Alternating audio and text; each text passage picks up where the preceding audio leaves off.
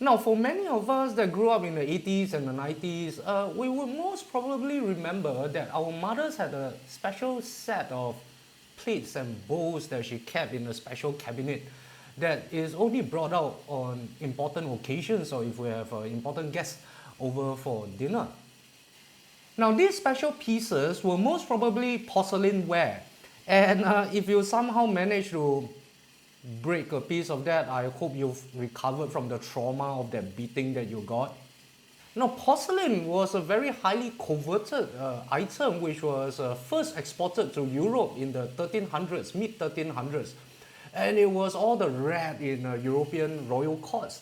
In fact, it was so highly regarded, and because the Europeans had no idea how it was produced, porcelain ware was actually known as China or Chinaware as well. It took the Europeans until the 1700s before they could manage to reproduce something similar to the Chinaware or the porcelain ware that was imported from China. Now, even though porcelain or china is held in high regard and considered exquisite pieces of art today, if you break it down, it was actually just the refinement and the perfection of a necessity, of a need. What do I mean by that? Well, basically, porcelain is just perfected pottery or earthenware. And pottery or earthenware was discovered or invented because of necessity. People, in the Neolithic ages needed a way to hold their water, to hold their food, and to have containers for the stuff that they make or they use. And therefore, pottery and earthenware was discovered and invented.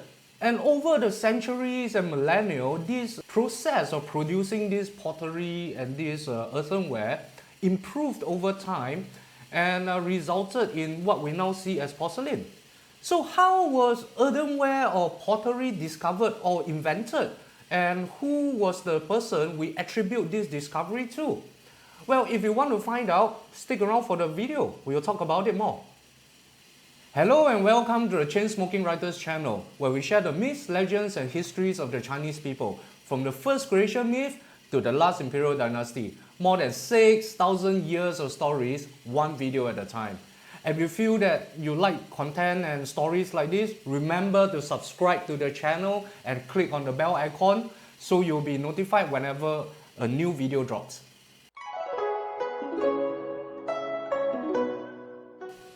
Now, although cooking with fire was already a skill that the people knew before the reign of Huangdi, cooking ware and containers were not invented yet.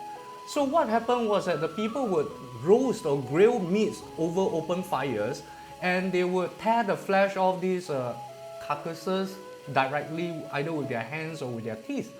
Now this would prove to be a bit more problematic for people who wanted a drink, because although they have wicker baskets or bags made out of fiber, they were all porous.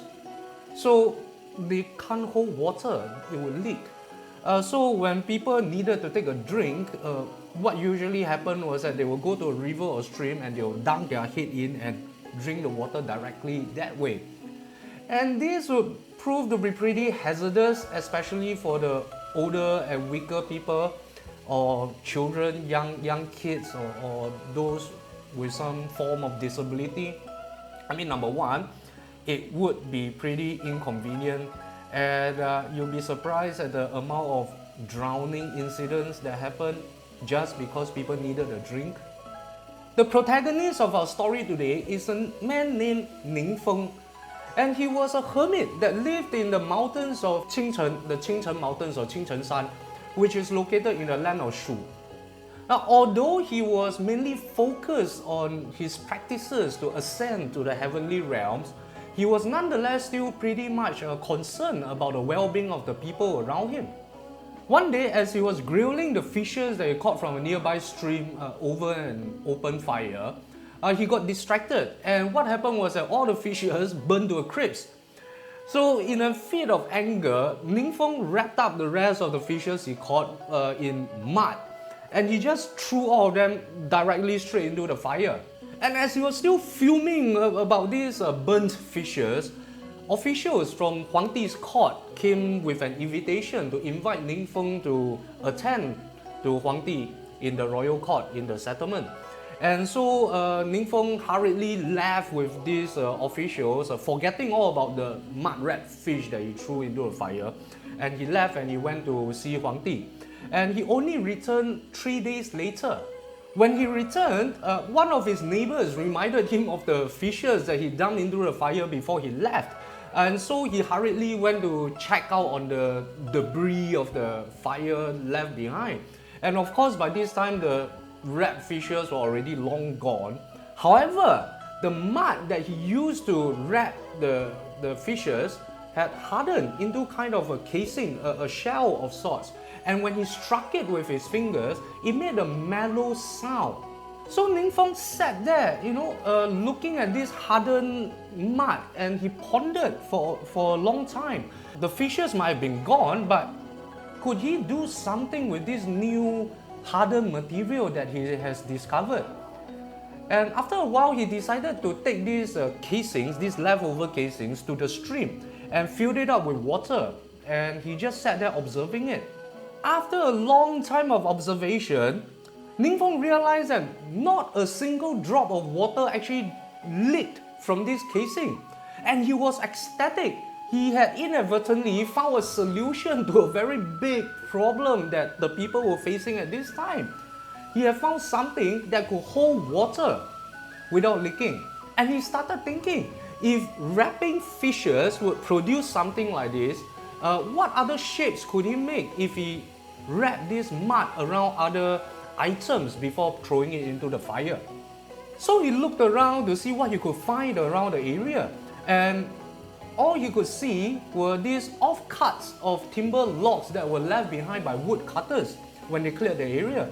And in a moment of inspiration, Ning Feng started mixing up a new batch of mud and encased one of these offcuts with it. And then he started a great big fire and threw this this mud encased log into the fire.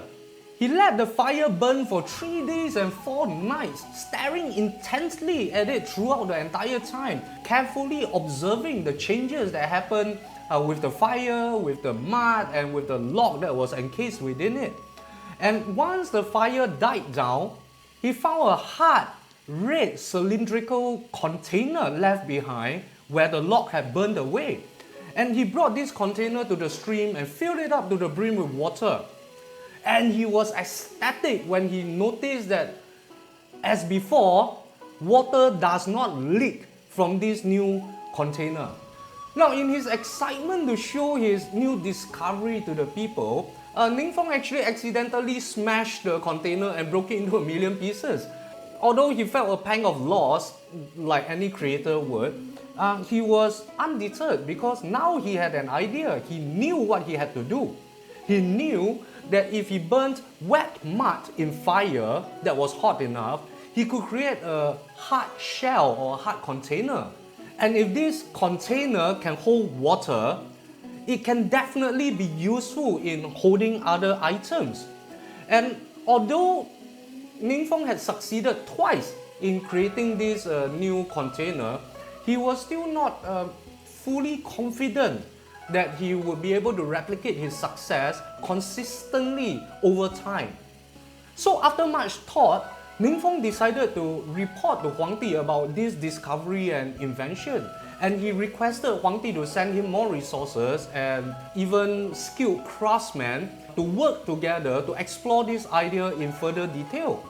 Now, Huangdi at this time was pretty troubled about finding a safer way to drink, especially for the old and the weak among his people. He wanted to make it less hazardous for them to take a drink. When he heard about this discovery, this container that could hold water without leaking, he was, of course, ecstatic. And so he sent off his best craftsmen, and he gave Ning Feng whatever resources he needed. And he even made Ning Feng the supervisor of pottery. So with this boost in resources and manpower, and after much trials and experimentation, Ning Feng and his team of craftsmen finally perfected the art of firing this clay mud into pottery containers or earthenware containers, and this greatly improved the life of the people. Not to mention, it most probably improved the life expectancy of the people as well. And the grateful people started referring to Ning Feng as the god of pottery. However, even with this success and his newfound fame, Ning Feng did not just sit back, relax and enjoy the accolades, enjoy the successes. No, that's not him. That's not in his character. He was obsessed about making his product better. In fact, he felt that the earthenware containers, the pottery containers that he made, he felt that they looked really drab and devoid of any beauty. So he kept experimenting in the kilns and the firing process to find new ways to make better looking containers for the people. Now, Ning Feng was so obsessed with his projects that he would often fall asleep in the kilns. And in one of these times where he fell asleep in the kilns, he actually had a dream. And in this dream, he traveled to 10,000 lands, and from each of these lands, he discovered new kinds of pottery, earthenware containers. You know, round ones, flat ones, square ones, tall ones, short ones, and even ones with, you know, colorful paintings on the surfaces. And when he woke up, he excitedly told his wife about this dream. And his wife, being the supportive spouse that she was, encouraged Ning Feng to travel the lands to see what he could find to improve upon what he has created. And when Huangdi heard about it, Huangdi was also very encouraging of the idea, and in fact, Huangdi gave him a good horse to carry him on his journey. So for 2 years, Ning Feng traveled the land to find inspiration and to learn more about how he could improve upon his invention. And at the end of 2 years, Ning Feng came back with all different kinds of earthenware containers. He found all kinds of different minerals that could add color to this drab exterior of his earthenware. And he also found new ways of casting and shaping these clay molds to be fired into containers for different purposes. And from then on, Ning Feng would be in charge of molding and shaping the clay, while his wife, who had a delicate hand, would be in charge of, you know, putting on paintings and designs on the exterior of these containers. And her paintings would include stories of the people, their lives, and the hunts and the birds and the creatures of the land that they see around them. These paintings also told the stories of the people's struggles, their achievements, and their accomplishments. And when Huangdi saw these new products, he exclaimed that they were works of pure genius. Now, being the obsessive genius worker that Ning Feng was, he never stopped working in the kilns after he came back. And unfortunately, on one of these kiln firing sessions, when Ning Feng climbed to the top of the kiln to add firewood for the firing process, either due to overuse or lack of maintenance, the entire kiln collapsed and Ning Feng fell into the roaring flames. And when the people rushed to help their god of pottery, all they could see was a plume of 5-colored smoke that drifted out of the burnt out ashes and into the sky.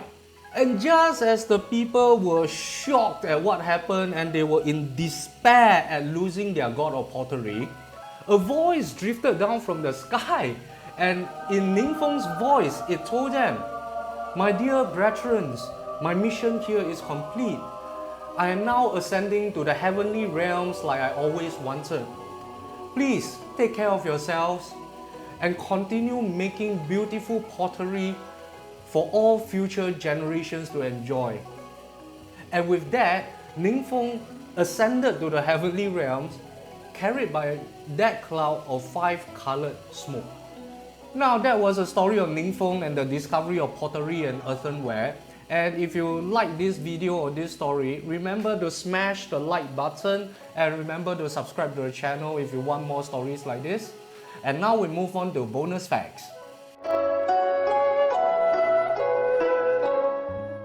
Now, although the timeline of this story will put this event happening around 6000 BC, we know for a fact that the earliest pottery vessels were dated to about 20,000 BC. They were excavated in this place called Xianrentong in the Jiangxi province of China. Now, the presence of scorched surfaces on the shards that were recovered points to the fact that they were used as a cooking ware. Now, the manufacturing of pottery by the hunter-gatherers of East Asia actually predates the emergence of agriculture in the region, and this discovery challenged the traditionally held belief that pottery resulted from the Neolithic Revolution. Now, by about 5000 BC, people has already discovered how to steam their food. In fact, the pottery steamer was discovered at this time. It was basically a contraption with a perforated bottom that was mounted on another container with tripods holding it up and a top cover. So by 5000 BC, the people of that time actually had an idea of how to cook by steaming. Now, even before the steamers, archaeologists have found burial urns that dated to between 5000 to 3000 BC, especially in the Yangsao cultural regions, where they discovered more than 700 of these burial urns that came in all forms of shapes and sizes. In fact, more than 50 varieties of forms and shapes. Although the majority of these urns were used for children, there were quite a few that were used to contain the remains of adult people.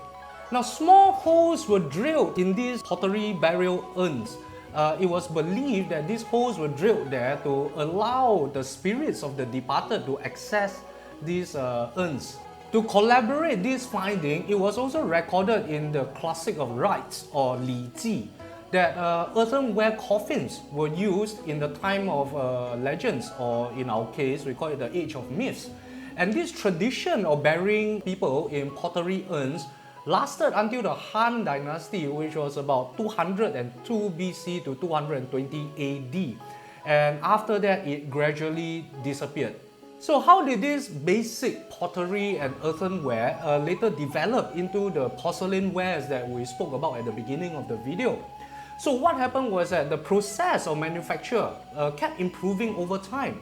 In fact, by the Han Dynasty, we already have a form of proto-porcelain. What happened was that the people started firing the kilns at a much higher temperature, which produced a smoother surface and a more glazed look.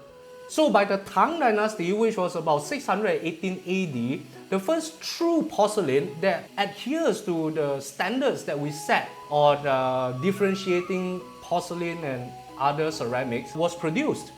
And by the mid-1300s, 1350, 1360, the first pieces of porcelain ware was exported from China to Europe. And the rest, as you know, is history.